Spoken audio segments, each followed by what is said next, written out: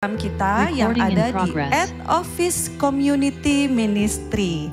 Teman-teman bisa follow IG @office community ministry. Jangan lupa follow, dan kalau ada postingan-postingan menarik yang tentunya memberkati kita semua, komen sebanyak-banyaknya. Dan saat ini rekan-rekan juga bisa untuk OCM Partners boleh menyebarkan link yang sudah tersedia, undangan yang tadi sudah kita sebar.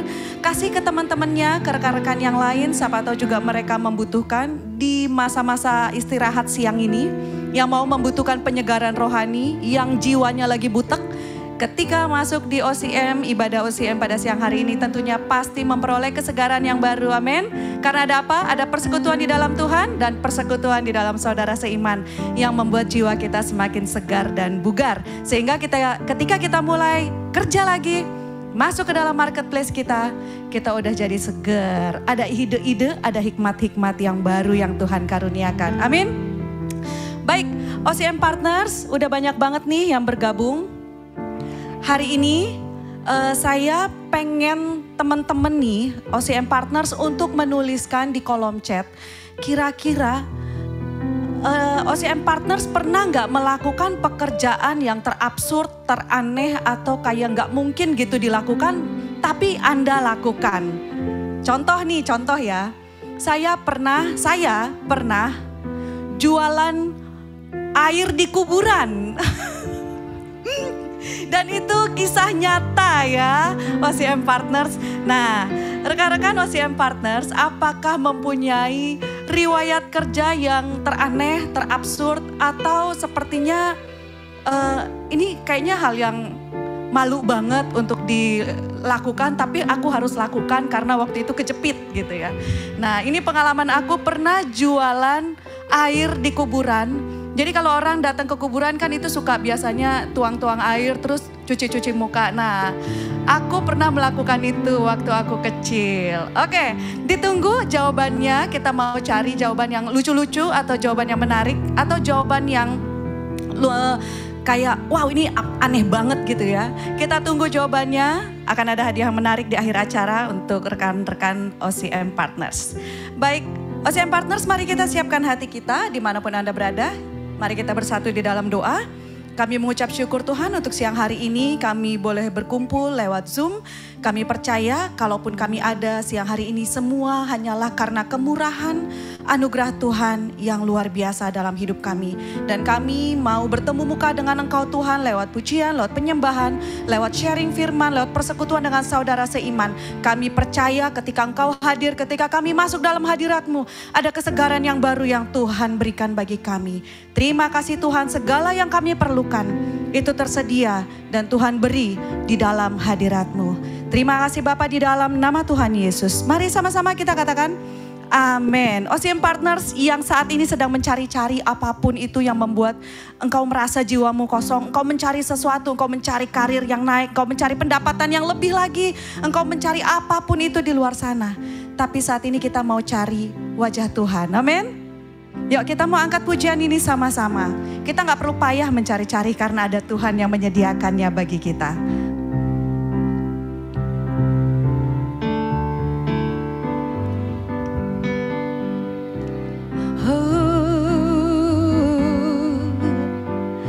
Apakah kau payah mencari-cari?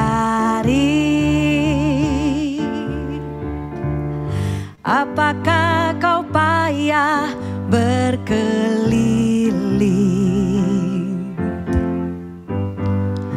Bawalah sekarang segala susahmu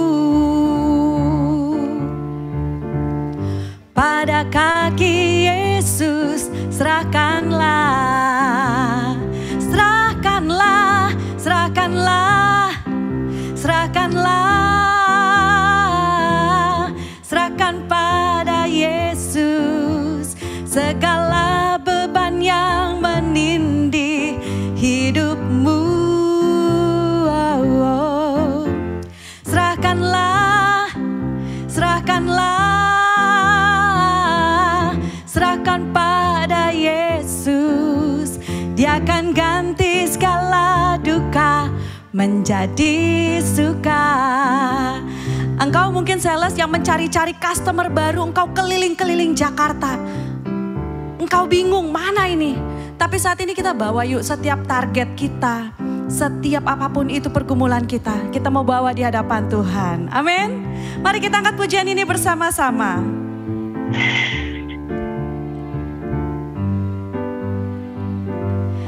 Tak pernah Dia janji hari kan panas, dan tak pernah Dia janji pasti akan hujan. Tapi Dia berjanji kan beri kekuatan. Bila topan ganas melandamu, serahkanlah, serahkanlah, serahkanlah, serahkan pada Yesus segala beban yang menindih hidupmu. Serahkanlah, serahkanlah, serahkan pada Yesus. Dia akan ganti segala duka menjadi suka. Dia akan ganti, Dia akan ganti segala duka menjadi suka. Dia akan ganti, Dia akan ganti segala duka menjadi suka. Kami mengucap syukur untuk setiap janji-Mu Tuhan. Terima kasih kalau di dalam hadirat-Mu ada pertukaran Tuhan. Sesuatu yang sia-sia menjadi sejati. Kami mengucap syukur Tuhan. Mengetahui bahwa Tuhan yang kami sembah adalah Allah yang tidak pernah meninggalkan kami. Dan sekalipun Engkau tidak pernah membiarkan kami. Di dalam setiap musim kehidupan kami. Di dalam setiap pergumulan di marketplace kami. Di dalam setiap pergumulan di dalam hubungan demi hubungan. Kami tahu ada Engkau di dalam setiap musim. Terima kasih Tuhan.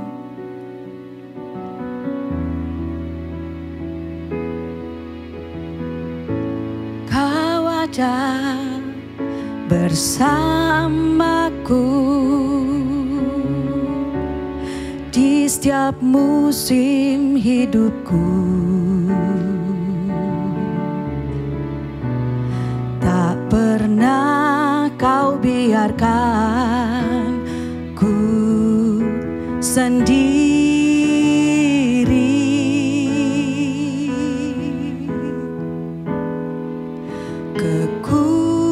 Kekuatan di jiwaku adalah bersamamu. Tak pernah ku ragukan kasih-Mu.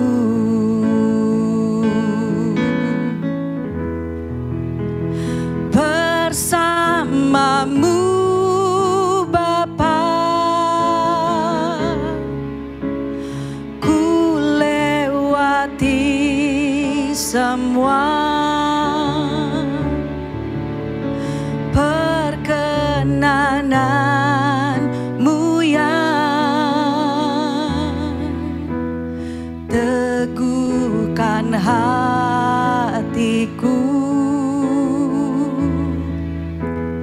Engkau yang bertindak,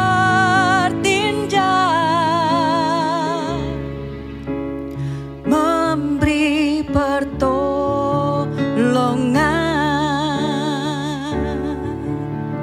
Anugerah-Mu besar melimpah bagiku.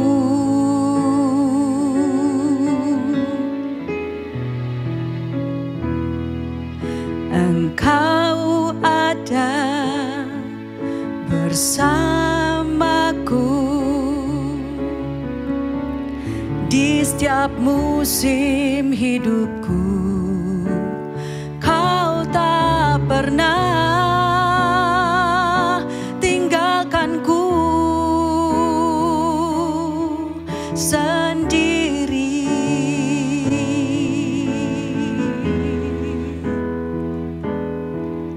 Kekuatan di jiwaku adalah bersamamu, Yesus. Tak pernah ku ragukan janjimu, haleluya, bersamamu, bersamamu Bapa. Ku lewati semua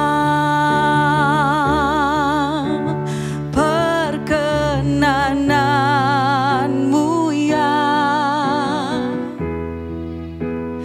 teguhkan hatiku. Engkau yang bertindak,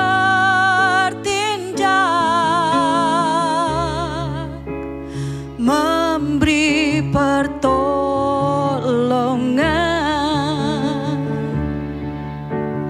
Anugerahmu besar, melimpah bagiku.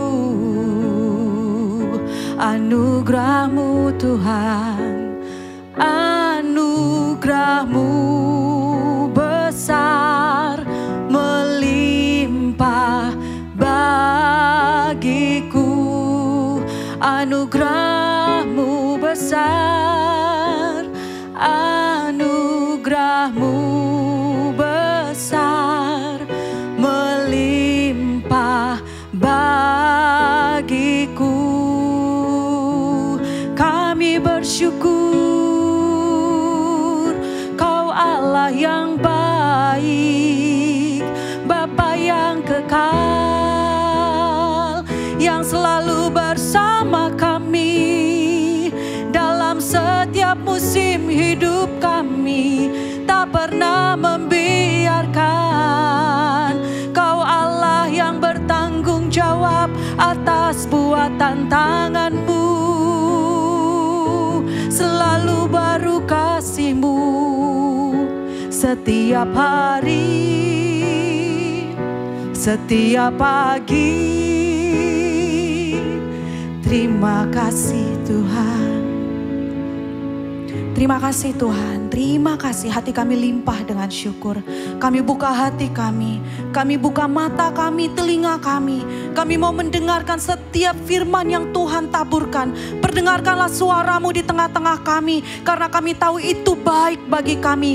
Firman-Mu itu cukup bagi kami. Firman-Mu itu yang menetapkan karir kami. Firman-Mu yang menetapkan hidup kami. Firman-Mu yang menetapkan bahwa kami menjadi kepala dan bukan ekor. Dan pada pagi hari ini, siang hari ini, kami menerima kebenaran firman-Mu dengan utuh. Dan kami tahu firman yang Tuhan perdengarkan itu mengubahkan hidup kami. Terima kasih Tuhan, terima kasih.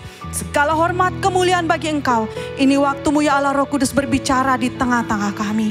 Di dalam nama Tuhan Yesus, mari kita katakan amin. Mari kami persilahkan untuk Bapak Betko.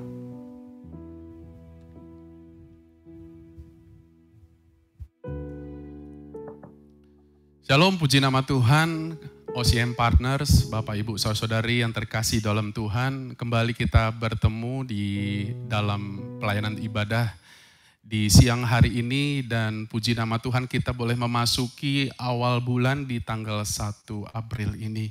Saya percaya bahwa setiap kita terus Tuhan pimpin hingga boleh ada sebagaimana kita ada pada siang hari ini. Kita percaya bahwa kasih setia Tuhan tidak pernah habis-habis buat kehidupan kita. Yang percaya boleh mengetik dalam kolom chat amin. Bapak Ibu Saudara-saudari yang terkasih dalam Tuhan, pada siang hari ini kita akan belajar bersama-sama tentang ketekunan dan keteguhan hati. Saudaraku, saya mau buka di dalam Alkitab kita dalam Ibrani 10 ayat 36. Firman Tuhan berkata dalam Ibrani 10 ayat 36. Sebab kamu memerlukan ketekunan, supaya sesudah kamu melakukan kehendak Allah, kamu memperoleh apa yang dijanjikan itu. Saudaraku yang terkasih di dalam Tuhan, kita sama-sama tahu dan kita sama-sama melihat bagaimana kondisi pada hari-hari ini, pada generasi ini, di mana banyak orang-orang dunia yang begitu menginginkan dengan cepat untuk menjadi kaya, ingin cepat untuk menjadi sukses. Dengan keinginan untuk menjadi cepat dan menjadi sukses tersebut, maka mereka masuk dalam jebakan-jebakan di mana mereka melakukan perkara-perkara atau perbuatan-perbuatan yang instan, mau serba cepat. Jadi mereka mengambil shortcut, mereka mengambil jalan pintas. Bagaimana supaya saya bisa menjadi cepat kaya, cepat berhasil, cepat sukses. Bahkan banyak-banyak orang yang juga ingin bagaimana supaya saya kelihatan cepat menjadi seorang perempuan yang cantik atau menjadi seorang laki yang sangat ganteng. Sehingga mereka melakukan hal-hal dengan jalan pintas, saudaraku. Nah, pada hari-hari ini kita melihat kondisi-kondisi yang seperti itu. Baik di dalam dunia nyata ataupun melalui media sosial. Nah, tapi Alkitab mencatat dan mengajarkan kepada Anda dan saya bahwa kita memerlukan ketekunan. Alkitab mencatat dengan sangat jelas bahwa kita membutuhkan yang namanya ketekunan. Supaya semua apa yang Tuhan janjikan itu bisa tergenapi di dalam kehidupan kita. Nah, Allah menghendaki supaya Anda dan saya menjadi pribadi-pribadi yang tekun. Nah, apa yang Alkitab catat pengertian tentang ketekunan itu? Nah, saya mencatatnya itu, yaitu ketekunan adalah karakteristik seseorang yang tidak menyimpang dari tujuannya dan kesetiaannya pada iman dan kesalehan di dalam Tuhan. Bahkan dalam cobaan dan penderitaan terbesar sekalipun.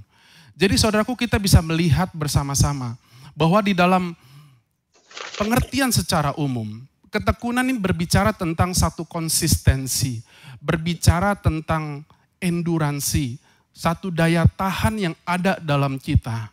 Untuk kita bisa terus berjalan, untuk kita boleh terus bergerak, untuk kita boleh terus bekerja. Bahkan dalam satu kondisi-kondisi yang sulit sekalipun. Bahkan di dalam cobaan atau penderitaan terbesar sekalipun. Nah, ini adalah kualitas yang Allah kehendaki buat setiap Anda dan saya di dalam Kristus Yesus. Nah, pada siang hari ini Bapak, Ibu, Saudara-saudari, saya mau coba memfokuskan kepada pertanyaan ini. Dalam hal apa saja kita harus hidup di dalam ketekunan. Saya mau menyajikan ini semua berangkat daripada Alkitab. Untuk kita boleh disegarkan, untuk kita boleh dikuatkan, untuk kita boleh dibangkitkan. Supaya kita boleh mengerti lebih lagi di dalam hal-hal apa aja kita membutuhkan ketekunan itu. Paling sedikit ada 4 yang saya catat. Bahwa kita harus bertekun di dalamnya. Yang pertama tentunya, kita bertekun di dalam iman. Katakan bersama dengan saya atau bisa mengetiknya di dalam kolom chat, tekun di dalam iman. Tekun di dalam iman. Firman Tuhan berkata dalam Kisah 14 ayat 22. Di tempat itu, mereka menguatkan hati murid-murid itu dan menasehati mereka supaya mereka bertekun di dalam iman. Dan mengatakan bahwa untuk masuk ke dalam kerajaan Allah, kita harus mengalami banyak sengsara. Bagian firman Tuhan yang lain tertulis di dalam Ibrani 12 ayat 1. Karena kita mempunyai banyak saksi, bagaikan awan yang mengelilingi kita. Marilah kita menanggalkan semua beban dan dosa yang begitu merintangi kita. Dan berlomba dengan tekun dalam perlombaan yang diwajibkan bagi kita. Saudaraku, kita sama-sama melihat melalui firman Tuhan. Firman Tuhan memberikan pengertian kepada kita. Bahwa di dalam perjalanan kehidupan kita, di dalam perjalanan spiritual kita, bukan hal-hal yang gampang, bukan hal-hal yang mudah akan kita alami atau kita nikmati. Bahkan Tuhan Yesus memberikan peringatan, karena namaku engkau akan masuk di dalam berbagai macam penderitaan. Jadi Tuhan Yesus sudah memberikan peringatan semenjak awal kepada para murid-murid pada waktu itu. Dan juga bagi setiap para pengikut-pengikut Kristus. Sampai kapanpun ada waktu, ada dalam sebuah perjalanan di mana kita mungkin mengalami rintangan-rintangan, mengalami namanya olok-olok, mengalami namanya caci maki. Oleh karena perjalanan iman kita, oleh karena percaya kita kepada Yesus Kristus. Itu tidak hanya terjadi pada waktu dulu aja, tapi ini terjadi juga sampai saat ini. Dan memang Tuhan sudah memberikan peringatan tentang hal ini. Oleh karena itu Tuhan memberikan satu pengertian kepada kita, bahwa engkau membutuhkan ketekunan, engkau membutuhkan daya tahan di dalam perjalananmu, di dalam perjalanan imanmu, di dalam engkau mengikut aku, kata Tuhan Yesus. Dan firman Tuhan mengajarkan juga dalam Ibrani 14. Dalam Ibrani 12, bahwa perjalanan kita, perjalanan kekristenan kita, perjalanan iman kita itu seperti kayak perlombaan, saudaraku. Dan perlombaan yang dimaksud adalah seperti kayak perlombaan lari. Perlombaan lari yang dimaksud adalah bukan perlombaan lari sprint tentunya, tapi perlombaan lari secara maraton. Kita menempuh jarak yang panjang di dalam perjalanan iman kita. Dengan kata lain adalah bahwa stamina yang diperlukan untuk masuk di dalam perlombaan maraton itu bukan stamina hanya di awal aja. Seperti kayak pelari sprint. Dia hanya butuh cepat di awal, ya, lalu dia mendapatkan kemenangan. Bukan itu yang dimaksud oleh Alkitab. Perlombaan iman seperti perlombaan maraton. Butuh stamina di awal, butuh juga stamina di dalam proses perjalanan selanjutnya. Dengan kata lain, perlu stamina di awal, perlu stamina di tengah-tengah, perlu stamina terus sampai di akhir. Oleh karena itu saya sangat percaya bahwa dalam perjalanan iman kita untuk mengasihi Tuhan dan melayani Tuhan, tidak hanya di awal-awal aja saudaraku, tapi teruslah untuk mengasihi Tuhan, teruslah dengan konsisten untuk melayani Tuhan. Ini yang Allah kehendaki buat setiap kita. Pengkhotbah mencatat juga bahwa lagi aku melihat di bawah matahari bahwa kemenangan, catat dengan baik saudaraku, bahwa kemenangan perlombaan bukan untuk yang cepat. Dengan kata lain bahwa perlombaan di dalam perjalanan iman kita bukan untuk orang yang hanya punya stamina di awal. Bukan untuk yang cepat. Dan keunggulan perjuangan bukan untuk yang kuat. Nah, firman Tuhan mengajarkan hal ini dengan sangat jelas supaya setiap Anda dan saya itu membutuhkan ketekunan di dalam perlombaan iman kita. Stamina di awal dan juga stamina di tengah-tengah sampai pada akhirnya. Firman Tuhan mengajarkan juga kepada setiap kita bahwa barang siapa yang bertahan sampai kesudahannya, dia yang akan selamat. Firman Tuhan mengajarkan kembali bahwa perjalanan iman kita itu adalah seperti perlombaan maraton. Butuh stamina yang konsisten, yang memiliki satu daya tahan di dalam perjalanannya, di dalam perlombaannya. Walaupun ada halangan, rintangan atau ujian-ujian tertentu di dalam perjalanan iman kita, kita harus terus memandang kepada Tuhan. Dan saya sangat percaya bahwa ketika kualitas ketekunan itu terus terbangun, terus develop, terus terbangun, kita akan melihat hasil-hasil yang luar biasa di dalam perjalanan iman kita. Saudaraku, saya mengagumi satu cerita yang menuliskan tentang satu tokoh yang bernama Ayub. Firman Tuhan berkata di dalam Yakobus 5 ayat 11. Yakobus mencatat bagaimana ketekunan daripada Ayub.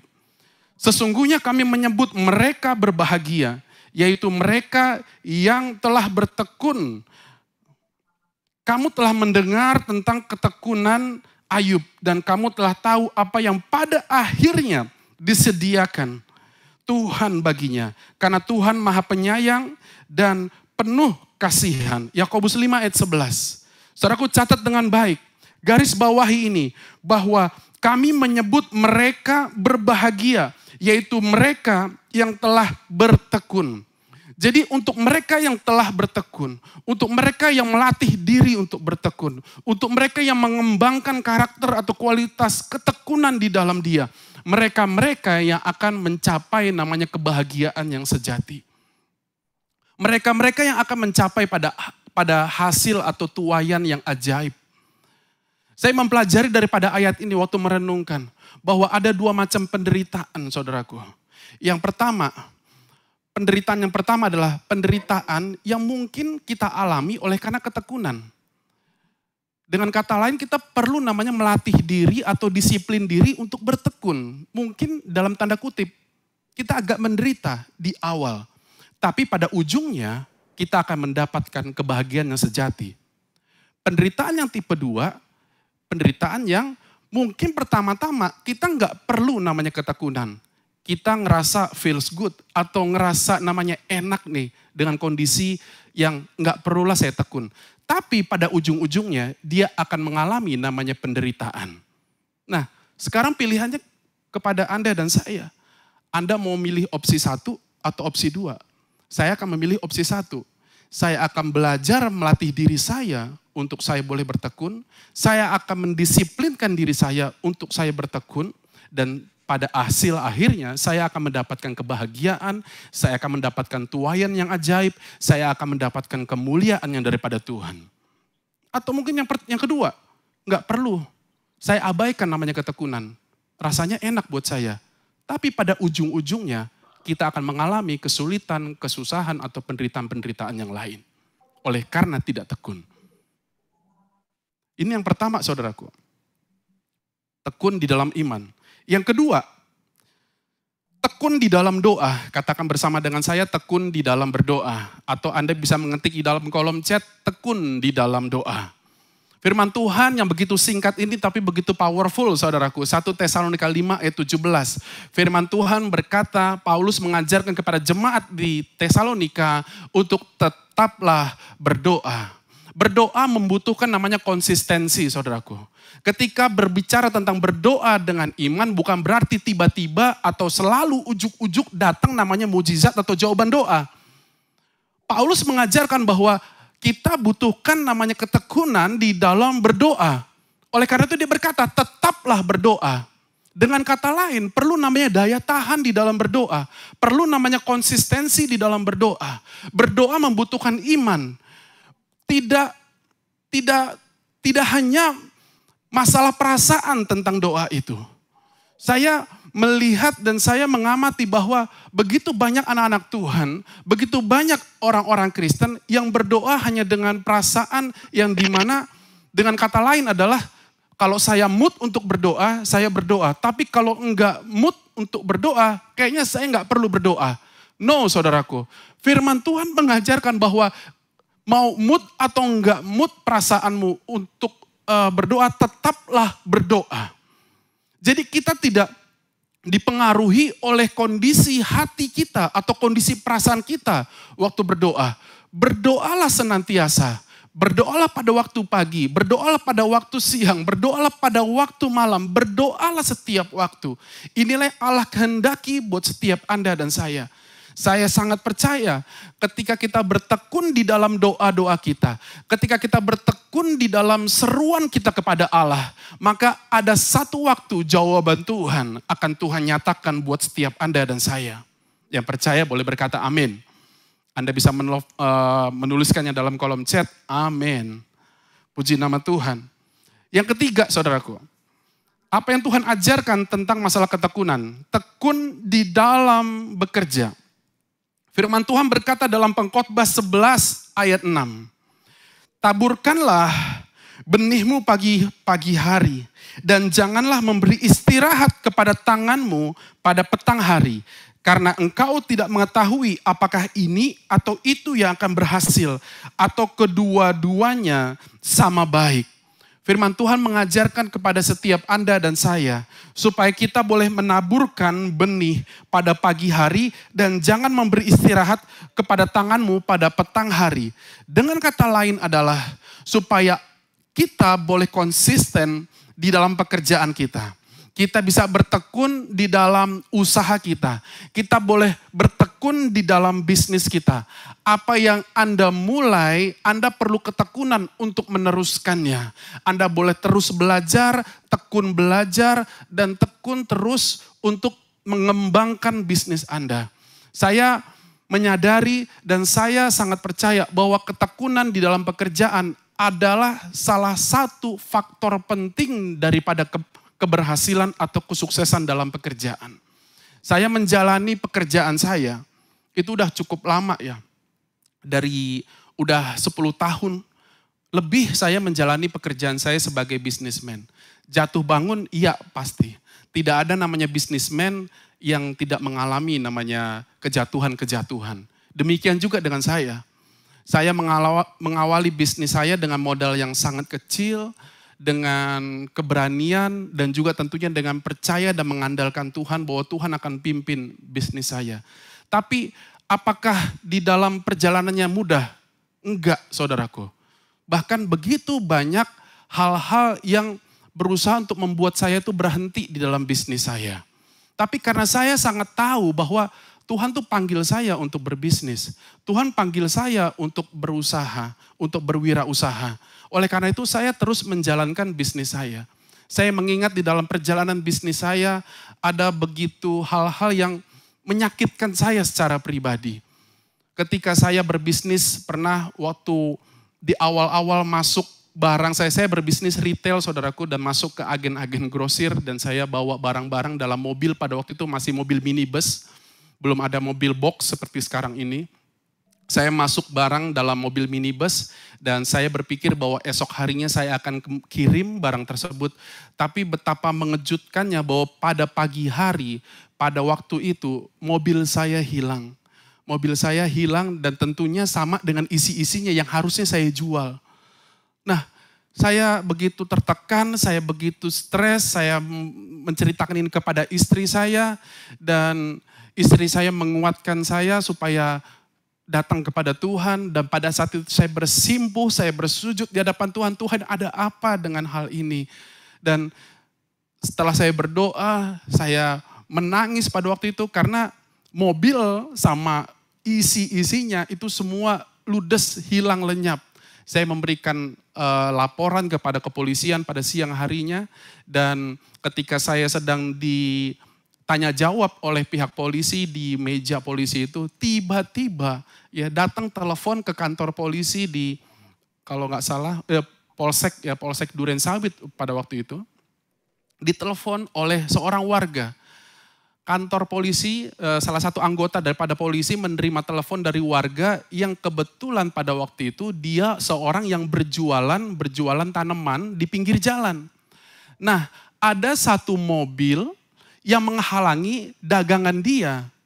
Karena dari pagi, dari subuh mobil itu udah ada, jadi menghalangi dagangan dia. Dia menelpon ke kantor polisi.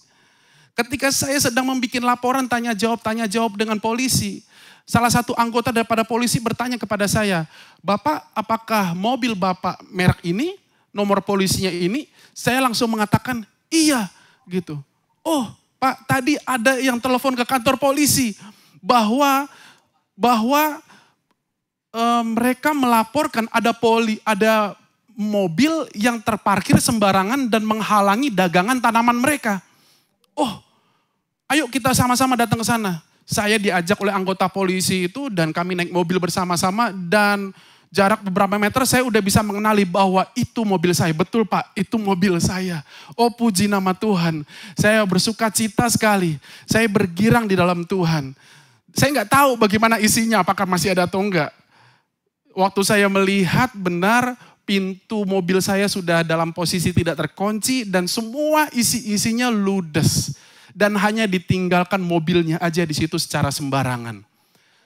Saya sedih, tentunya sedih. Ya, karena nilainya juga lumayan besar. Penuh waktu itu barang-barang di dalam mobil itu. Tapi saya menarik dan saya mengambil hal-hal yang positif. Bahwa mobil saya paling nggak tetap ada. Istilah seperti seorang nelayan, kailnya masih tetap ada. Istilah kalau kita analogikan menjadi seorang petani, cangkulnya masih ada. Mobil ini saya pakai untuk saya bisa mendeliver kembali, mengirim barang kembali, barang-barang yang lain.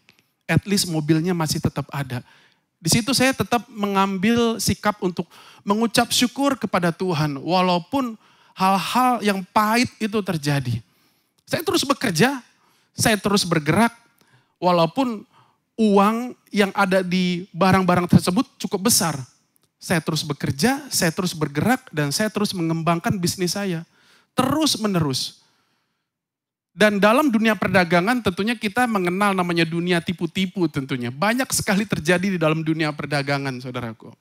Setiap mereka yang bergelut di dalam perdagangan sudah sangat mengerti, bahkan mengalami juga namanya tipu menipu, saudaraku. Dan itu juga terjadi kepada saya. Dalam beberapa kali interaksi dengan teman-teman bisnis sekalipun, saya kena tipu. Saking seringnya saya kena tipu. Saking seringnya, apabila ada orang datang ya ke saya udah bisa mencium baunya. Bau dia mau nipu atau bau mau bener. Istilahnya, baunya, aromanya dia. Seperti contoh, pada satu kali datang telepon ke saya. Dia mau order susu yang lagi booming-boomingnya pada waktu itu pada zaman varian Delta. Saya nggak perlu sebut mereknya. Saya nggak perlu endorse ini produk. Karena nggak perlu di endorse juga udah laku. Ketika dia order dalam jumlah besar pada waktu itu. Susu ini. Oh, saya kaget. Dan nilai yang saya tawarkan juga masuk. Nilainya itu sangat cuan lah buat saya. Nah, ketika saya tanya jawab sama dia, Bapak dari mana? Saya dari toko S, dia bilang gitu. Toko, saya sebutlah namanya toko Sentosa namanya. Bapak di daerah mana? Saya di daerah Kapuk. Oke Pak, harga udah deal Pak segini? Oke deal, gitu. Kirim Pak, 1 mobil penuh, 1 truk penuh pada waktu itu. Hanya pada saat tutup telepon, saya merasakan namanya, kayaknya ada bau-bau gak sedap, gitu. Itu yang saya bilang. Karena ketekunan kita di dalam pekerjaan, ketekunan kita di dalam bisnis, kita udah semakin mengenali dan bisa mencium aroma-aroma mana yang bau, mana yang harum. Nah pada waktu itu saya agak sedikit mencium bau nggak enak. Oleh karena itu saya berinisiatif esok harinya ketika ketika anak buah mempersiapkan barang-barang. Saya berinisiatif untuk saya sendiri yang akan kirim. Saya bersama Connect.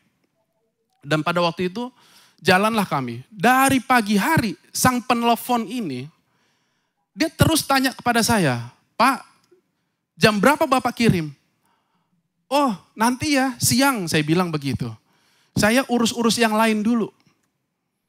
Jarak berapa lama dia telepon kembali. Jadi sepertinya dia memonitor perjalanan saya. Hanya setelah itu saya nggak angkat-angkat telepon dia. Saya sengaja untuk berjalan sendiri dengan anak buah saya menuju tempat yang emang dia sudah Sherlock. Ketika sampai satu daerah, waktu itu daerah Kapuk ya dekat bandara sana. Sampailah saya di toko yang dituju dalam Sherlock ini. Saya bikin faktur, saya bawa faktur tersebut kepada pemilik toko. Ketika saya sampai ke pemilik toko, saya tanya, di situ udah ada makin berasa namanya bau busuknya. Karena yang nelfon laki, rupanya yang punya toko itu perempuan. Saya tanya, Ibu, saya dari Bekasi dan saya membawa susu pesanan Ibu. Terus dia bilang, oh iya betul, saya pesan sekian ratus krat ya. Begitu. Iya Bu, betul udah saya bawa. Notanya ini Bu.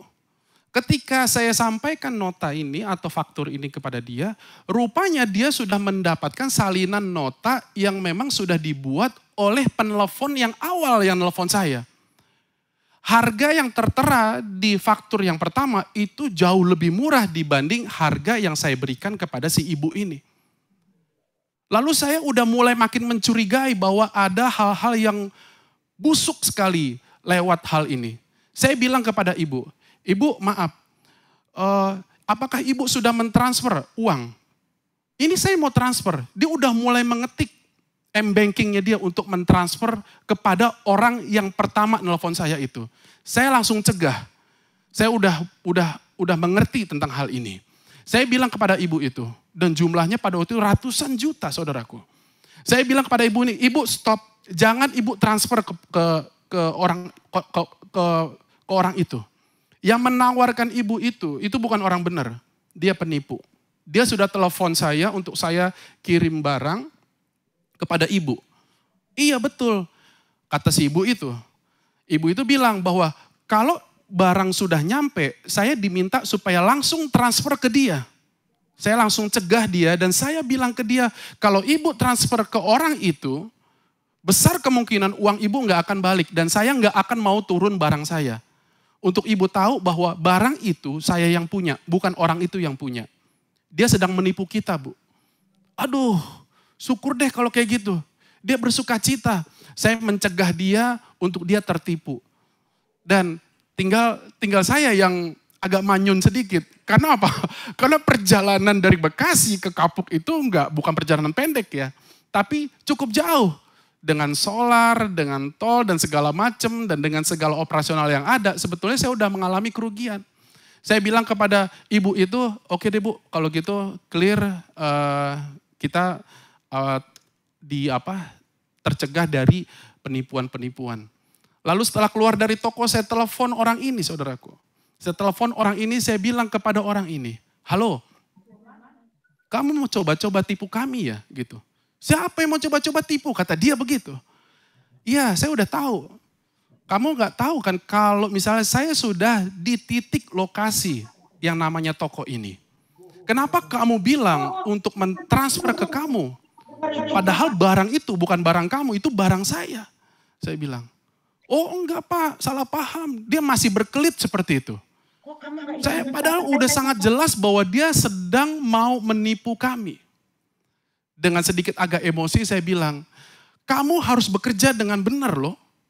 Kamu harus bekerja dengan cara yang benar supaya mendapatkan hasil yang halal.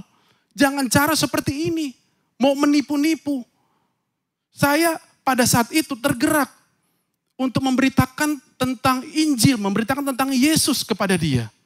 Dengan kondisi agak sedikit emosi, saya bilang kepada dia, kamu dengar bahwa kamu bisa bekerja dengan baik kalau Kristus ada di dalam kamu.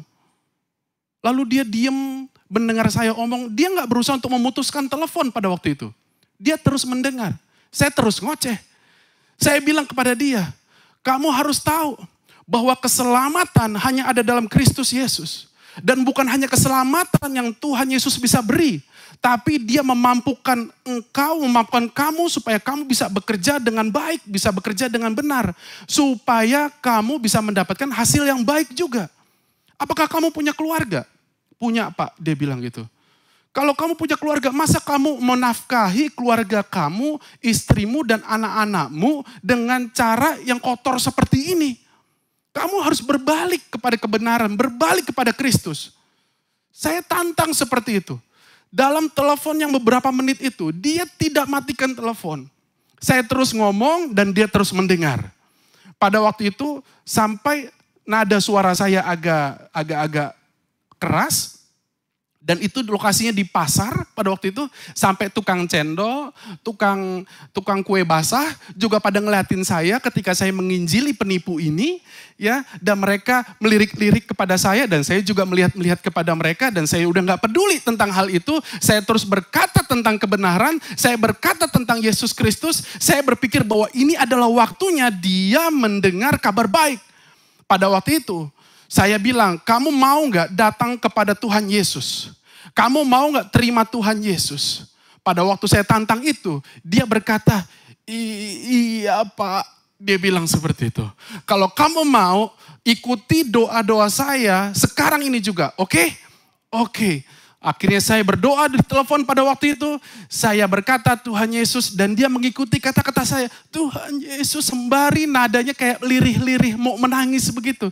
Saya gak bisa ngeliat fisiknya, saya gak bisa ngeliat mukanya. Tapi saya bisa mendengar bahwa sepertinya kayak suara yang agak-agak menangis begitu. Tuhan Yesus, dia bilang seperti itu. Saya bilang lagi, saya mohon ampun atas dosaku.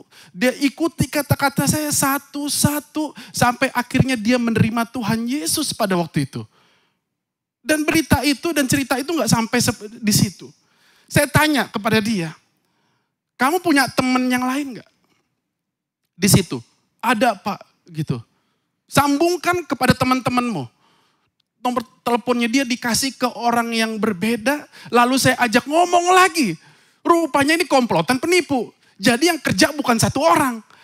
Nah orang yang kedua itu saya tantang juga. Kamu berkomplot ya untuk menipu, untuk bermain curang, untuk bekerja dengan cara kotor. Bukan Pak gitu. Ya saya nggak tahu nih Pak, itu orangnya yang pertama itu yang iniin, saya cuma ngebantu-bantu doang gitu. Kamu nggak bisa seperti itu. Kamu udah masuk dalam satu kerjasama, dalam kecurangan untuk berbuat hal yang jahat. Gitu. Bertobat kamu, saya bilang seperti itu. Iya Pak. Lalu dia tiba-tiba langsung dia oper teleponnya lagi, saya nggak sampai untuk mengajak dia atau mengundang dia untuk datang kepada Tuhan Yesus pada waktu itu. Tapi at least yang pertama, mungkin itu yang menjadi biang keroknya. Dia berdoa, dia mengakui Yesus sebagai Tuhan dan Juru Selamat. Dan di situ saya bersuka cita dalam Tuhan. Bahkan dalam kondisi yang gak enak sekalipun ada kemuliaan Tuhan yang dinyatakan, saudaraku. Dan selesai daripada telepon itu, saya menasihati dia supaya kamu ambil kerja yang benar, kamu ambil kerja yang baik, supaya kamu mendapatkan hasil yang baik juga. Selesailah telepon kami dan saya pulanglah dari Kapuk kembali ke Bekasi, saudaraku. Jadi, saudaraku, waktu kita bertekun di dalam pekerjaan kita, dalam bisnis kita, bahkan di dalam kondisi-kondisi yang gak enak seperti kayak tertipu atau hal-hal yang gak enak lainnya, di situ kita belajar, di situ kita semakin terlatih. Insting kita di dalam bisnis itu semakin peka, semakin terbangun, saudaraku. Oleh karena itu saya sangat percaya bahwa mereka yang mengalami jatuh bangun tapi tetap konsisten di dalam Tuhan, tetap bertekun di dalam pekerjaannya, mereka adalah orang-orang yang pastinya akan berhasil. Amsal 24 ayat 16 berkata bahwa orang benar bisa 7 kali jatuh, tapi dia akan terus bangkit dan dia akan terus bangkit. Perhatikan dengan baik bahwa yang dikatakan oleh Amsal itu orang benar bisa 7 kali jatuh, tapi dia akan terus bangkit kembali dan bangkit kembali. Amin, saudaraku. Hal yang terakhir, saudaraku. Apa yang Tuhan ajarkan tentang ketekunan? Ketekunan dalam hal apa? Ketekunan dalam berbuat baik. Firman Tuhan berkata bahwa janganlah kita jemu-jemu berbuat baik. Karena apabila sudah datang waktunya atau kairosnya, kita akan menuai jika kita tidak menjadi lemah. Galatia 6 ayat 9. Saudaraku, ini yang saya mau simpulkan kepada setiap OCM Partners, kepada setiap Bapak, Ibu, Saudara-saudari. Bahwa firman Tuhan mengajarkan, jangan kita jemu-jemu berbuat baik. Karena apabila sudah datang waktunya atau kairosnya, kita akan menuai jika kita tidak menjadi lemah. Nah, di dalam Alkitab diajarkan bahwa ada 2 macam atau 2 jenis waktu yang tertulis dalam bahasa asli. Bahkan 3, saudaraku, tapi saya menyajikannya 2 aja. Yang pertama adalah kairos, yang kedua adalah kronos. Kata kairos adalah satu waktu tertentu atau waktu yang spesial atau momentum. Kata kedua tentang kronos itu waktu yang biasa atau waktu reguler, waktu rutin-rutin kita, saudaraku. Nah, Alkitab mengajarkan supaya jangan kita jemu-jemu di dalam berbuat baik pada waktu-waktu kronos kita. Seringkali kita mengabaikan atau menganggap sepele tentang waktu-waktu kronos ini. Waktu-waktu rutin, waktu-waktu reguler kita. Sehingga kita nggak akan mendapat tuaian pada kairosnya Allah. Alkitab mengajarkan supaya jangan kau jemu-jemu dalam waktu kronosmu untuk berbuat baik, untuk bertekun dalam pekerjaan, untuk berdoa, untuk segala hal. Karena akan ada kairosnya Allah. Allah akan menggenapi, Allah akan menyediakan, engkau akan menuai pada waktunya Allah. Ini yang menjadi kesimpulan daripada apa yang saya sampaikan pada siang hari ini. Mungkin kita agak mengabaikan atau menganggap sepele. Atau rasanya gak enak hidup dalam satu waktu yang rutin, waktu yang reguler. Dan gak perlulah ketekunan di waktu-waktu itu. Salah, saudaraku. Justru di waktu-waktu kronos, ketekunan adalah satu hal yang mutlak untuk kita kembangkan, untuk kita jalani. Karena akan ada satu waktu di mana kita akan menuai.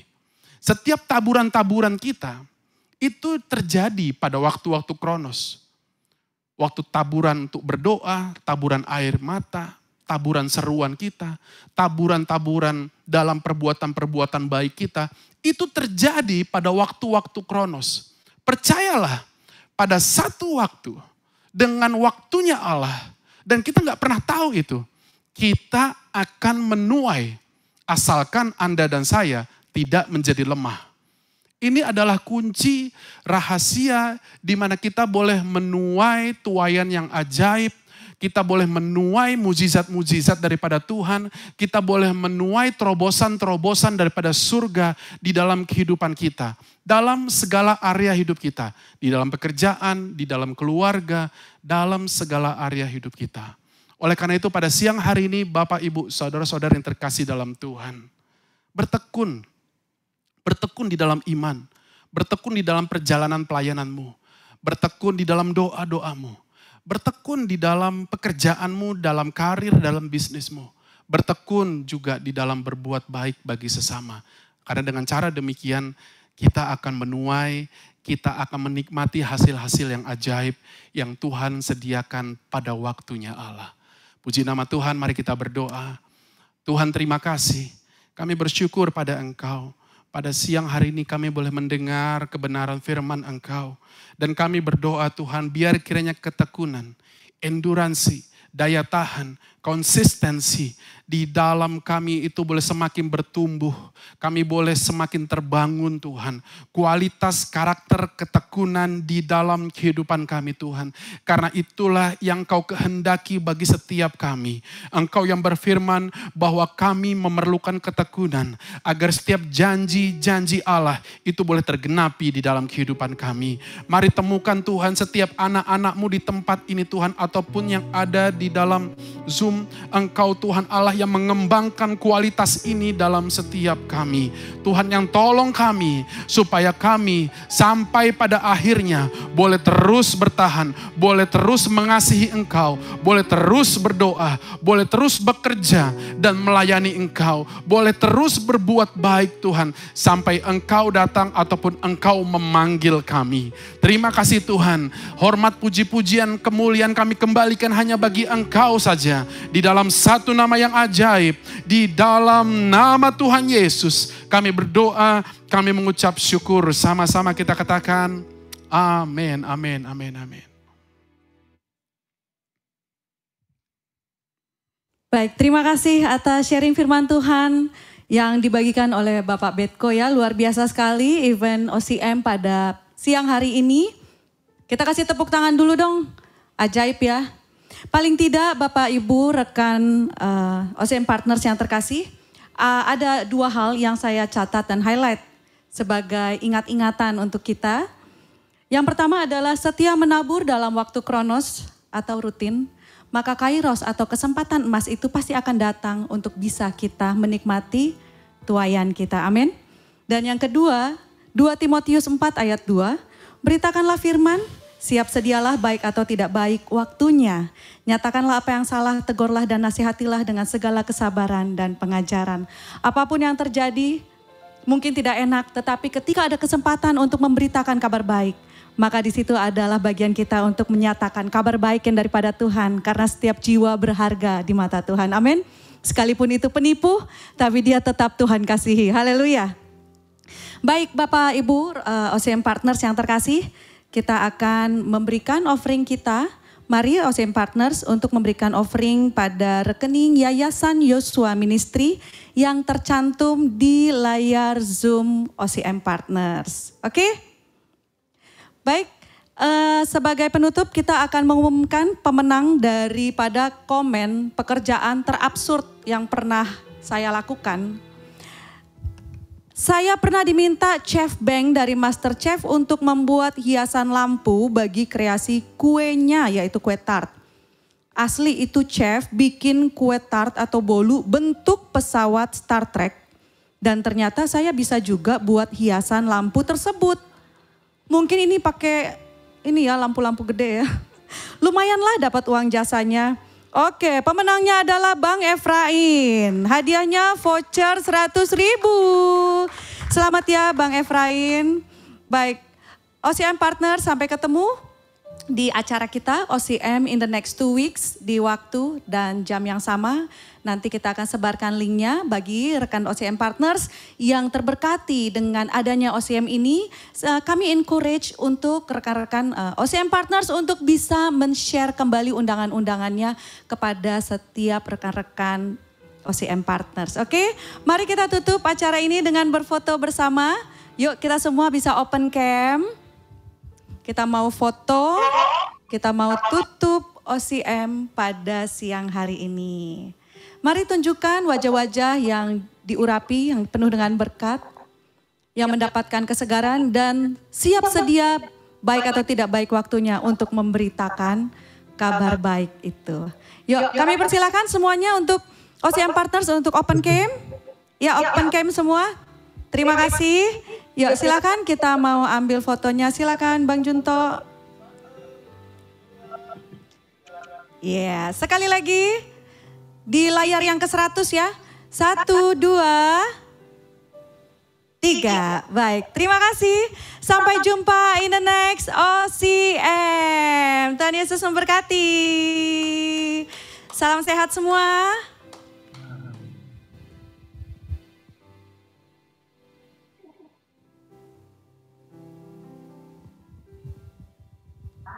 Gimana?